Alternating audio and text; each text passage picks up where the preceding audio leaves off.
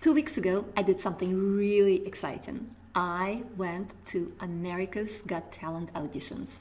Now, I wasn't auditioning myself, I have no talent whatsoever. My 12-year-old son was auditioning as a singer. And you cannot even imagine how much you can learn about public speaking from America's Got Talent auditions. Stay tuned. I'm Victoria Lioznyansky, and I help introverted entrepreneurs overcome their fear of public speaking and transform into confident, compelling, and captivating speakers. This was the first round of auditions, where you audition with literally thousands of other people, all doing different acts, and you audition in a huge convention center in one of America's largest cities.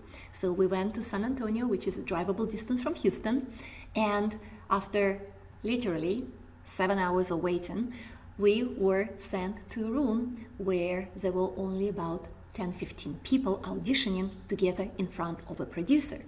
Now, generally, you're not allowed in that room unless you're auditioning yourself, but because my son is a minor, I was allowed to go there with him. And oh boy, wasn't that fun. But let me tell you, I have seen every mistake in public speaking made there in that little room in front of a producer. Number one, be prepared. This is so basic, I can't even believe I'm saying it. But there were so many people who did not prepare. They rehearsed their song, but they did not prepare for the actual act of auditioning. There were a lot of things that I did for my son before we actually drove to San Antonio. I read all the rules. I knew exactly how long the piece is that he needs to sing. I knew that it was going to be a cappella without music. There were a lot of little details, and you won't believe how many people, honestly, majority of people did not take the time, and we're talking about 5-10 minutes, to read the rules and figure out exactly what they need to do. So when we apply this to public speaking, you have to be completely prepared.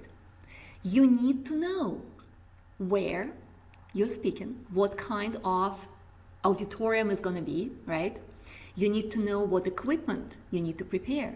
What else do you need to know about the stage? What else do you need to know about the audience? You prepare, you learn all the basic stuff so that when you walk on stage, you're ready.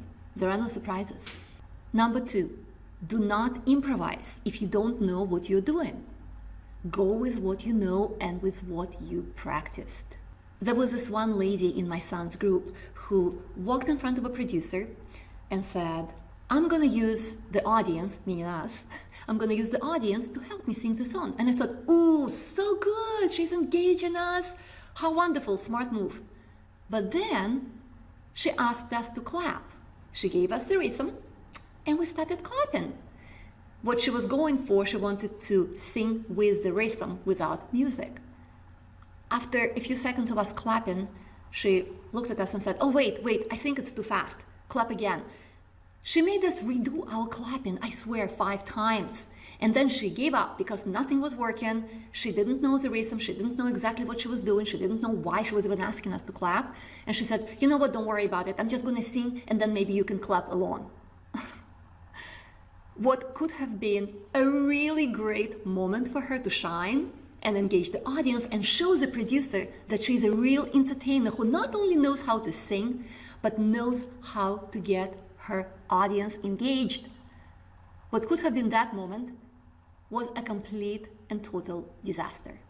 So when you are on stage or you are on live video and you want to interact with your audience, you should think through what exactly you're going to say, what exactly you're going to ask them to do. This is not the time for improvisation. This has to be thought through. Audience interaction is extremely important, don't take me wrong, but unless it makes sense, is structured, and it's prepared well, it will be completely useless, it will ruin your presentation, and it will make you look like a fool. Number 3, have a backup plan in case technology doesn't work.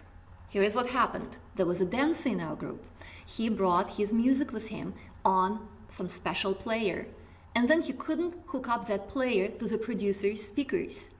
So I'm thinking to myself, well, he's gonna pull out a flash drive and just use flash drive or something else. He didn't have a backup plan. That player was all he brought. Oh my gosh, seriously guys.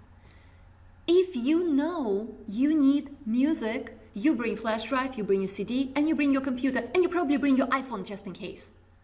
And this is what you do when you come to a presentation. If you know that you're gonna need a PowerPoint presentation, if you're gonna need some slides, or even if you need something just to quickly show on your computer, you need to have million of different backup plans in place. And the ultimate backup plan, you're prepared to go without anything if everything else fails. And number 4, if you mess up, just keep going.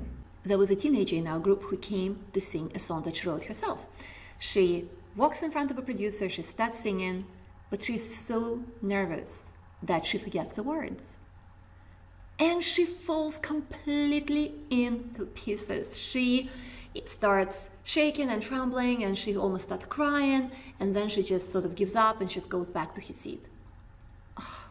Really? The producer, by the way, was the nicest lady ever, and she would have let her go again. No problem whatsoever. You mess up, you get up, you go again. You make a mistake on stage, your audience is going to forgive you. It is not a big deal. What you do if you make a mistake is you laugh it off. Yes, you do. You get up, you laugh it off, and you continue going with even more energy than before. So there you have it. Please keep your fingers crossed for my son to get to the next round of America's Got Talent auditions. And of course, he already has a backup plan. He is going to audition for voice next year when he turns 13. And I know a lot of you are curious now, so here is a short recording of him singing the song that he actually auditioned with, which is Think of Me from the Phantom of the Opera. And I will see you guys soon. Take care.